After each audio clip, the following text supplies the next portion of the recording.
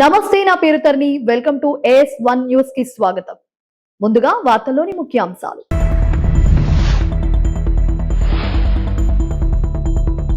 Bharat Japan భాగస్వామ్యంపై Piyush Goyal కీలక సందేశం. టోక్యోలో భవిష్యత్తు వ్యూహంపై ఫోకస్.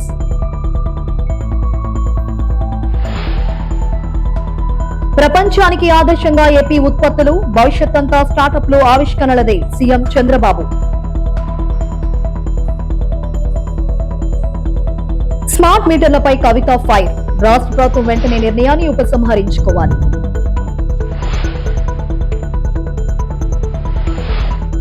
భారత్ జపాన్ ద్వైపాక్షిక సంబంధాలపై కేంద్ర వాణిజ్య పరిశ్రమల శాఖ మంత్రి పీయూష్ గోయల్ కీలక వ్యాఖ్యలు చేశారు.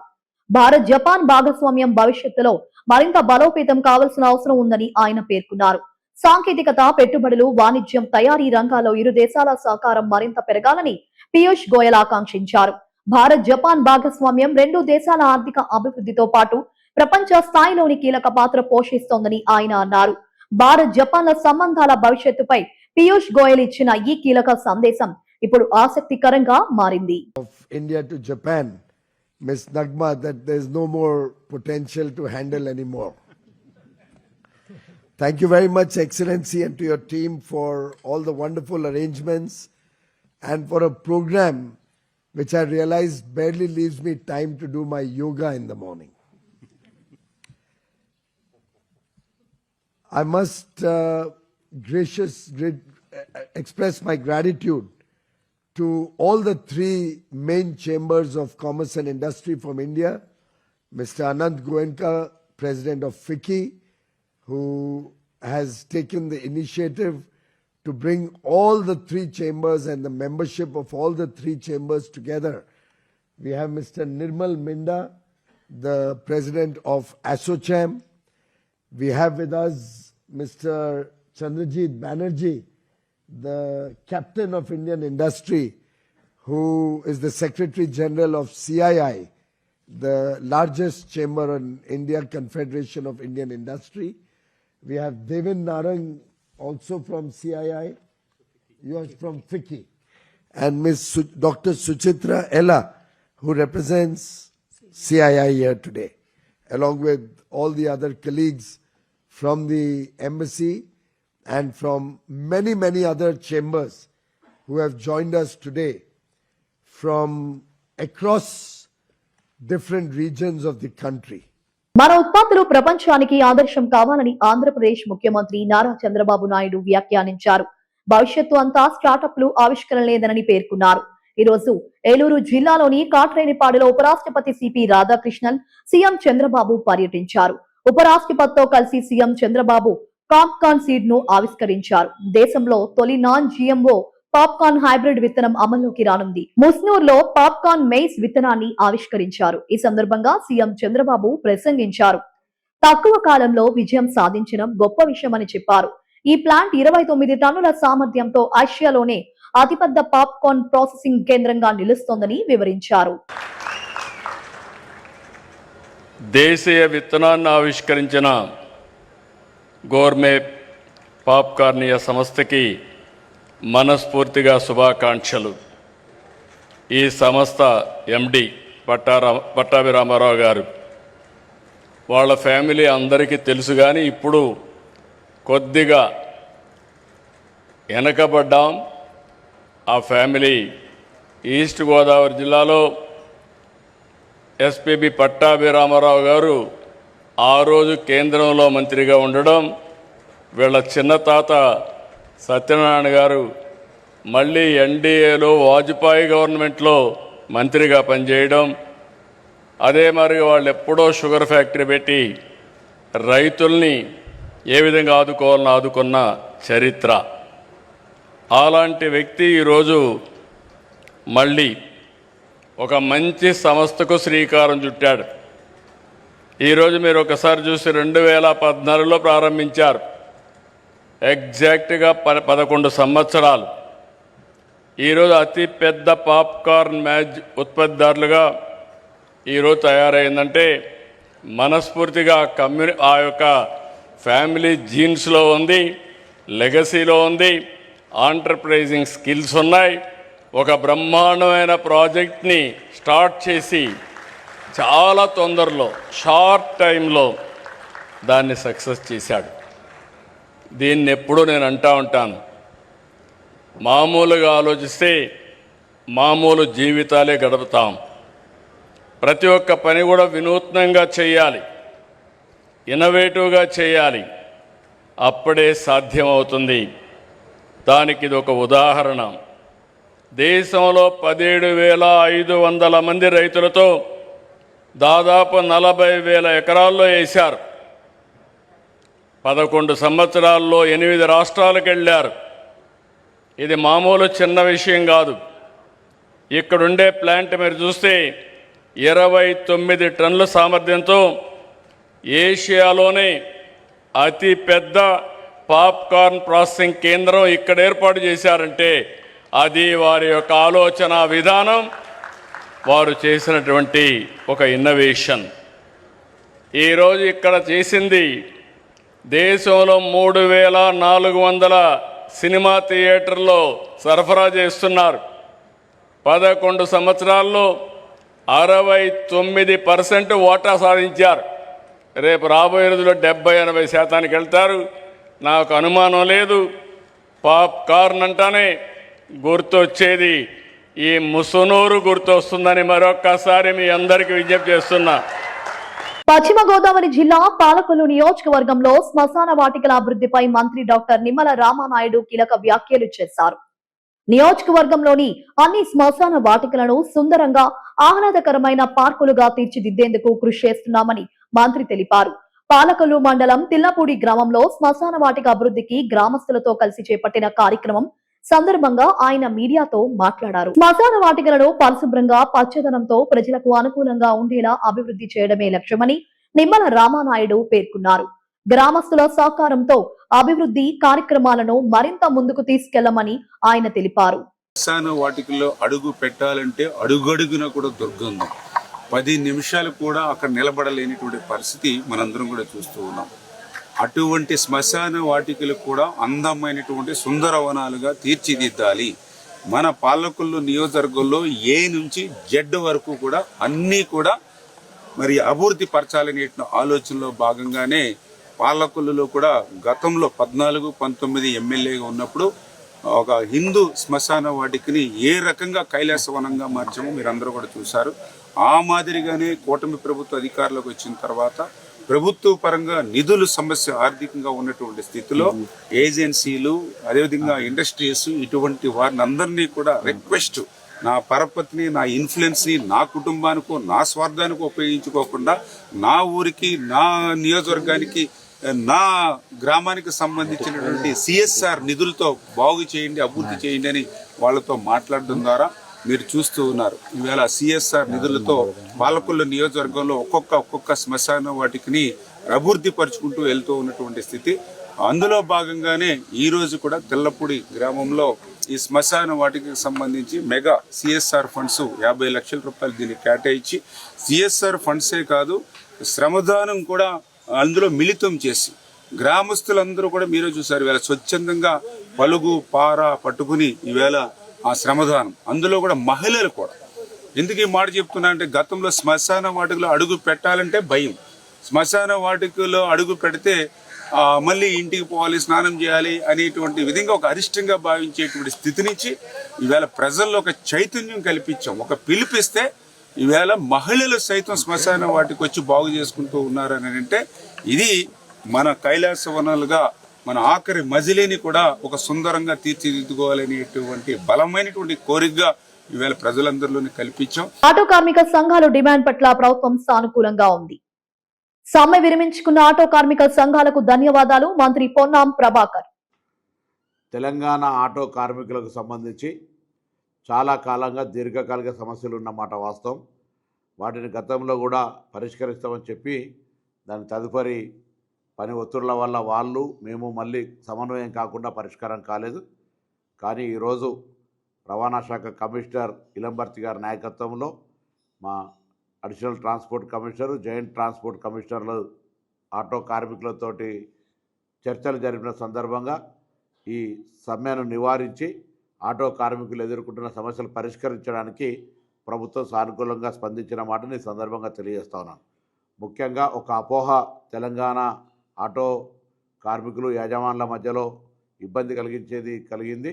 ఆర్టీసీ ఈవీ ఆటోలు కొంటుందనే ఒక దుష్ప్రచారం జరిగింది. అది అవాస్తవం. ఎక్కడ కూడా అటువంటి చర్చ కూడా జరగలేదు. మేము లాస్ట్ మైల్ కనెక్టివిటీ కావాలంటున్నాం తప్ప ఆటోలు ఆర్టీసీ ఎప్పుడు కొనుగోలు చేసే ప్రస్తావన రాదు అనేటువంటి మాటను మనవి చేసినాం. దాంతోపాటుగా ఈరోజు 2012లో పెంచినటువంటి మీటర్ ఛార్జీలను పెంచాలని చెప్పినారు. ప్రభుత్వం ఇన్ ప్రిన్సిపల్గా అగ్రి అయింది.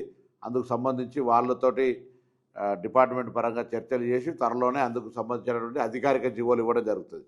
దాంతోపాటుగా ఈరోజు హైదరాబాద్లో సంక్షేమ బోర్డును ఏర్పాటు చేయడానికి సంబంధించి కార్మిక శాఖతోటి దాని కొంత సెస్ రూపంలో దానికి సంబంధించిన కొంత రవాణా శాఖ కార్మిక శాఖ కలిపి శాసనసభలో కొంత దానికి సంబంధించినటువంటి సవరణలు చేయాల్సినటువంటి దృష్ట్యా దాన్ని కూడా చేస్తామని ప్రభుత్వం తరఫున అంగీకరిస్తూ ఉన్నాం.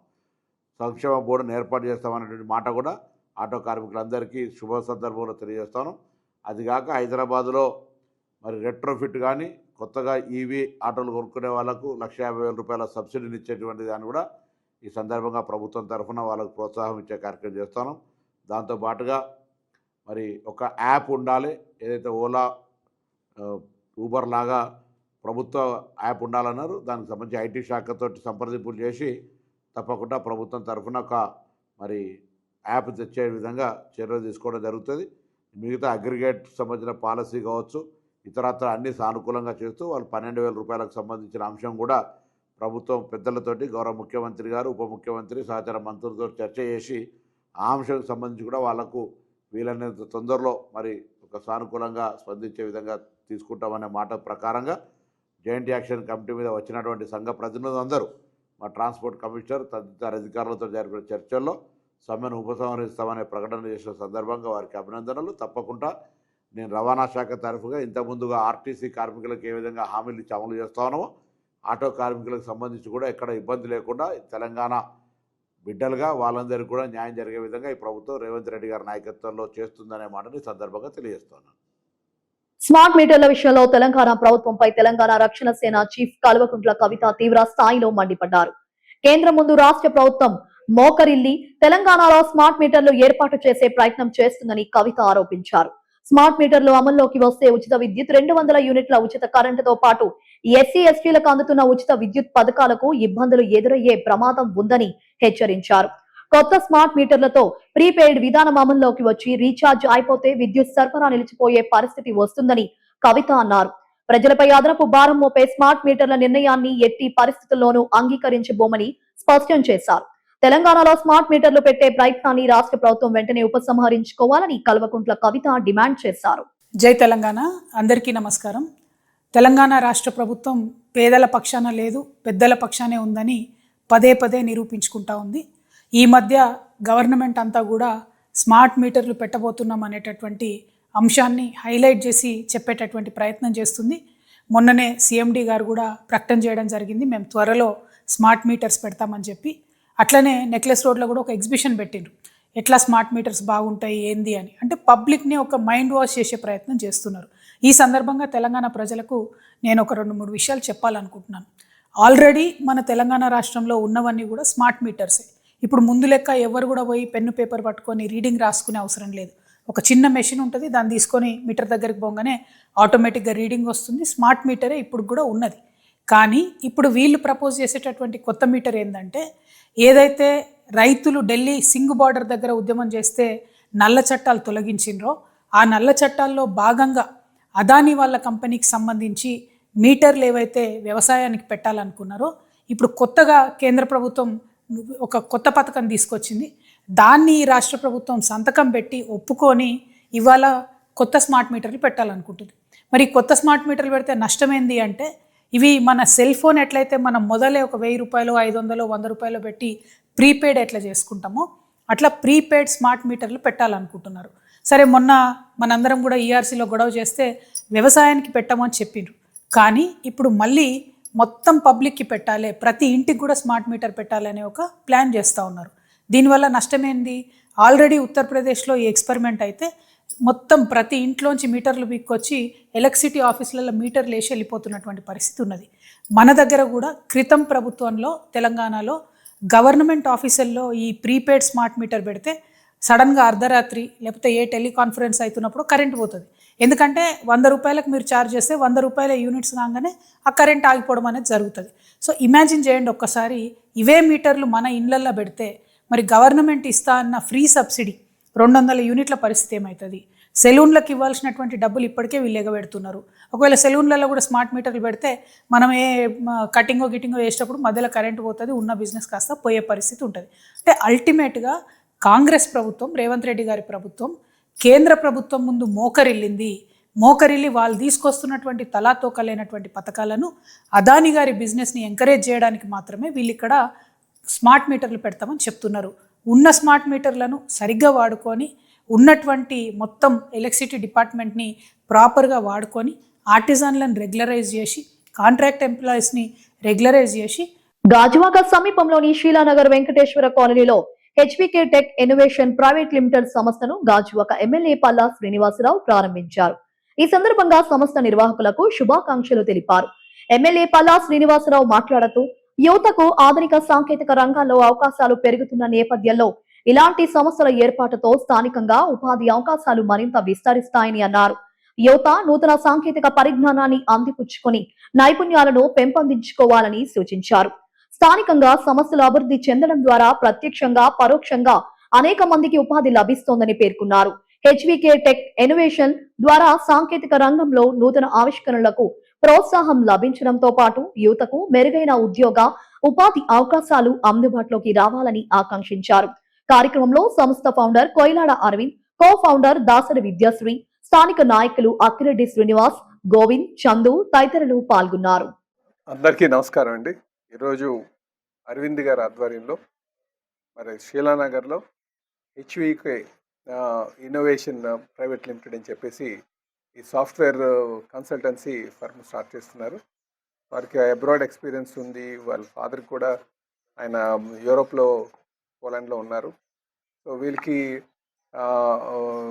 ఇక్కడ ఉన్నటువంటి యూత్ని ప్రోత్సహించాలి, వాళ్ళకి స్కిల్ సెట్ డెవలప్ చేయాలి, మంచి ప్లేస్మెంట్ ఇవ్వాలి అన్న ఒక మంచి ఆలోచనతో ఈ కంపెనీ పెట్టారు. నేను వాళ్ళకి ఖచ్చితంగా మేము సపోర్ట్ చేస్తాం. అలాగే వాళ్ళకి ఆల్ ది బెస్ట్ తెలియజేస్తున్నాం. అలాగే గవర్నమెంట్ పరంగా ఏమైనా సపోర్ట్ కావాలన్నా సరే మేము చేయడానికి సిద్ధంగా ఉన్నామని చెప్పేసి ఈ సందర్భంగా తెలియజేస్తున్నాను. ఈరోజు చాలామంది యూత్ వాళ్ళ డిగ్రీస్ కంప్లీట్ చేసి సరిగ్గా ప్లేస్మెంట్ లేకపోతే ఒక డైరెక్షన్ బేసిక్గా డైరెక్షన్ లేక ఇబ్బంది పడుతున్నారు. అనేక కంపెనీలు వచ్చినప్పటికీ కూడా ఆ స్కిల్ సెట్ లేక కొంచెం ఇబ్బంది పడుతున్నారు. సో ఇలాంటి హెచ్వికే ఇన్నోవేషన్ ప్రైవేట్ లిమిటెడ్ లాంటి సంస్థలు అరవింద్ గారు వారికి మంచిగా ట్రైన్ చేసి వాళ్ళ జీవితాల్లో వెలుగు నింపేటట్టుగా చేయగలిగిన నమ్మకం ఉందని చెప్పి సందర్భంగా తెలియజేస్తున్నాను. I wish you all the best. Visakha జిల్లా పెదగంట్యాల సిద్ధేశ్వరం గ్రామంలో పూతి అప్పన్న 10వ వర్ధంతి వేడుకలు వారి కుమారులు పూతి పోతయ్య రెడ్డి, పూతి తాతయ్య వారి ఆధ్వర్యంలో ఘనంగా నిర్వహించారు. ఈ సందర్భంగా పూతి అప్పన్న జ్ఞాపకార్థం ఉచిత మెగా వైద్య శిబిరం, కంటి శిబిరం నిర్వహించి గ్రామస్తులకు మందులు పంపిణీ చేశారు. ఈ సందర్భంగా వారు మాట్లాడుతూ నాన్నగారు 40 ఏళ్లు కాంగ్రెస్ పార్టీలో ఉండి సిద్ధేశ్వరం గ్రామ అభివృద్ధి సంక్షేమంలో భాగస్వాములు అయ్యారని అన్నారు. నాన్నగారు సేవలకు చిహ్నంగా పూతి అప్పన్న మార్గాన్ని ఏర్పాటు చేశారు. ఆయన ఆశయాలను, సిద్ధాంతాలను నేటికి సిద్ధేశ్వరం గ్రామంలో కొనసాగిస్తున్నామని అన్నారు. ఎవరికి కష్టం వచ్చినా అండగా నిలబడుతున్నామని అన్నారు. ఈ కార్యక్రమంలో సిద్ధేశ్వరం గ్రామస్తులు, మహిళలు, యువత పెద్ద ఎత్తున పాల్గొన్నారు.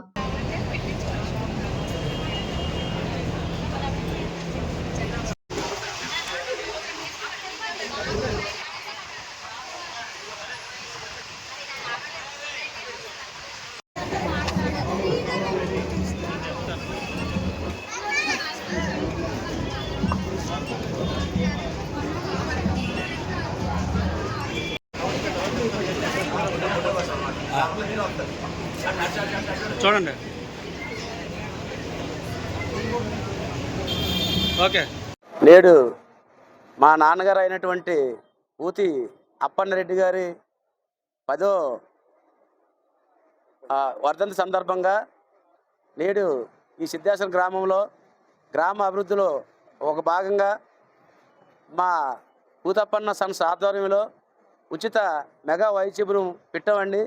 ఇందులో భాగంగా షుగర్ టెస్టులు, బీపీ టెస్టులు, ఈసీజీ టెస్టు, కన్ను టెస్టు, అలాగే దంత వైద్య పరీక్షలు, కన్ను టెస్ట్ చేసిన వాళ్ళకి ఉచితంగా కళ్ళద్దాలు పడితే ఉచితంగా కళ్ళద్దాలు కూడా ఇవ్వడం జరుగుతుంది.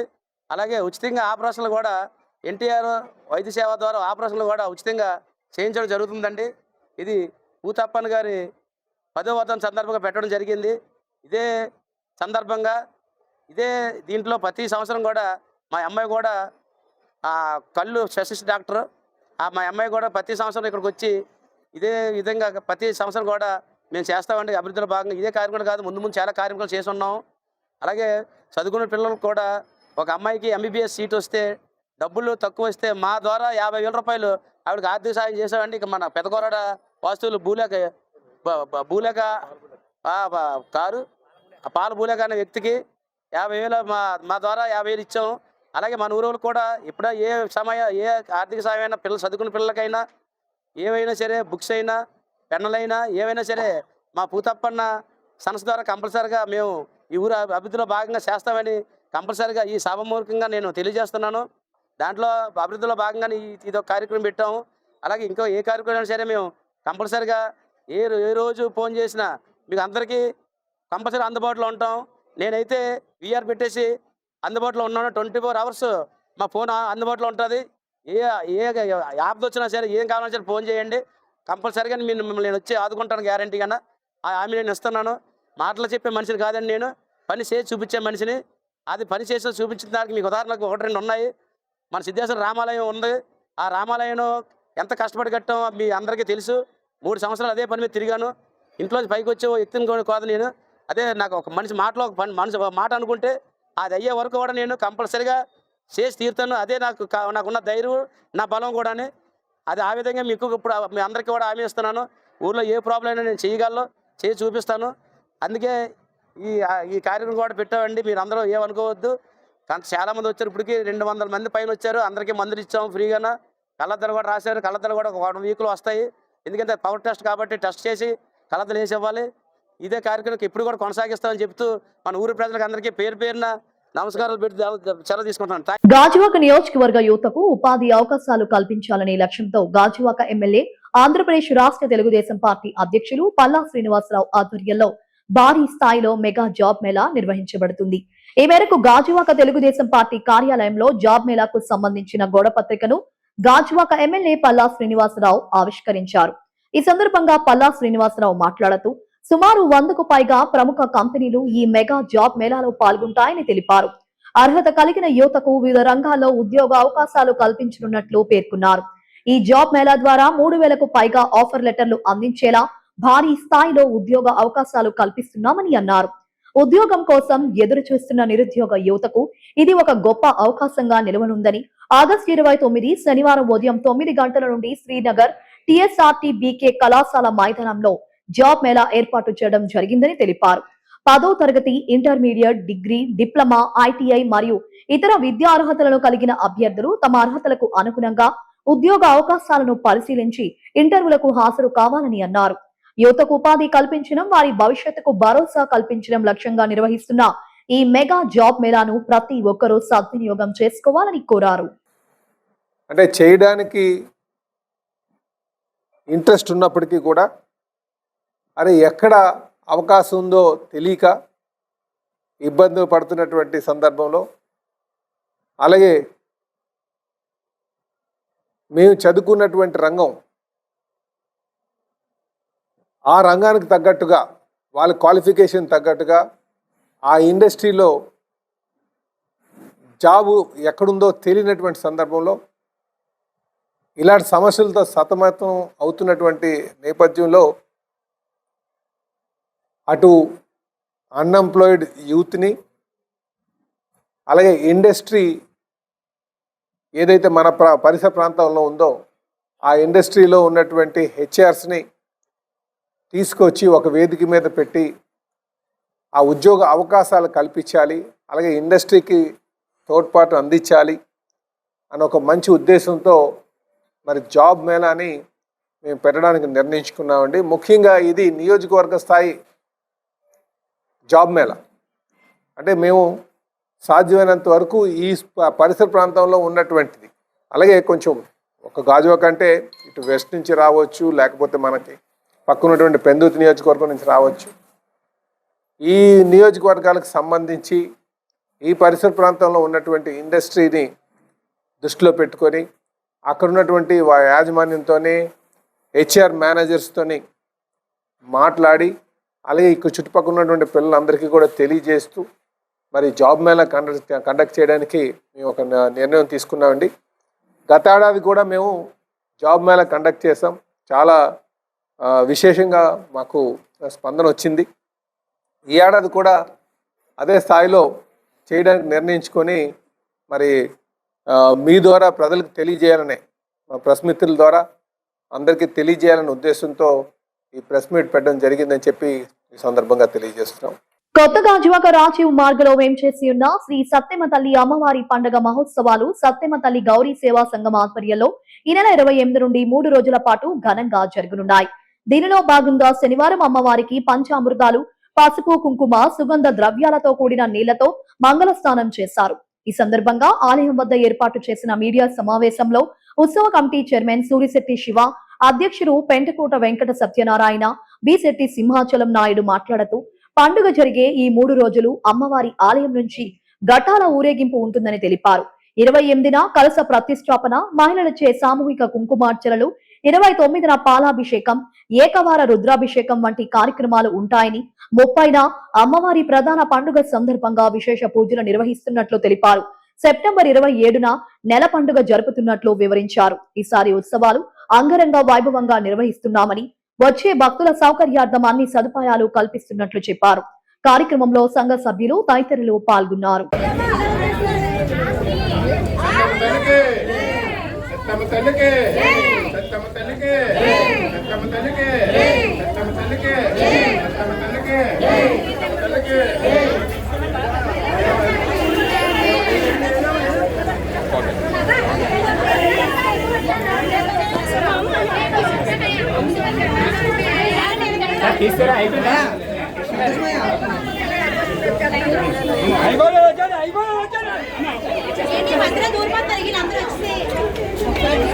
ఆగస్టు నెలలో మాకు ఎప్పుడూ జరుగుతుంటది.